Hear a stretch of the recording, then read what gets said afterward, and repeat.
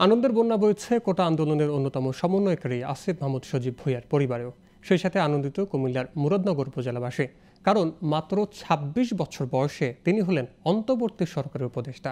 আর বাংলাদেশের ইতিহাসে আসিফ মাহমুদের সর্বকনিষ্ঠ উপদেষ্টা হলেন। আসিফ মাহমুদের উপদেষ্টা হওয়ার খবরে শুধু পরিবার ও স্থানীয়রাই নয়, আনন্দিত তার শিক্ষকরাও। কুমিল্লা থেকে মোহাম্মদ সাইফুদ্দিন রনির তথ্যচিত্রে ডেস্ক রিপোর্ট।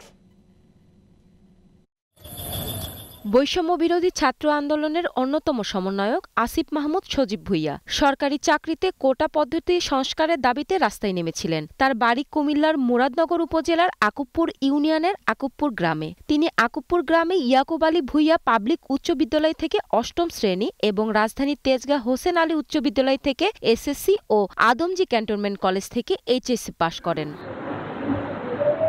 ২০১৬-১৭ সেশনে ঢাকা বিশ্ববিদ্যালয়ে ভাষা বিজ্ঞান বিভাগে ভর্তি হন। বর্তমানে একই বিভাগ থেকে মাস্টার্স প্রোগ্রামে অধ্যয়ন করছেন। এখন তিনি অন্তর্বর্তী সরকারের উপদেষ্টা। সার্টিফিকেট অনুযায়ী আসিফ মাহমুদের বয়স ২৬ বছর। বাবা বিল্লাল হোসেন আকুবপুর ইয়াকুব আলী ভূঁইয়া পাবলিক উচ্চ বিদ্যালয়ের প্রধান শিক্ষক এবং মা রোকসানা আক্তার গৃহিণী। তার এই সাফল্যে খুশি এলাকাবাসী ও পরিবার।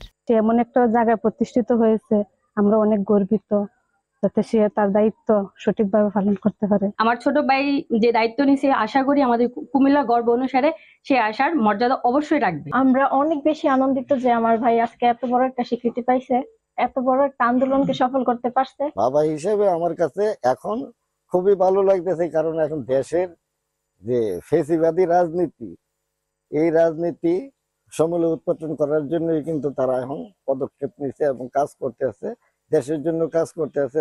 সেই জন্য এখন কিন্তু খুব ভালো লাগে।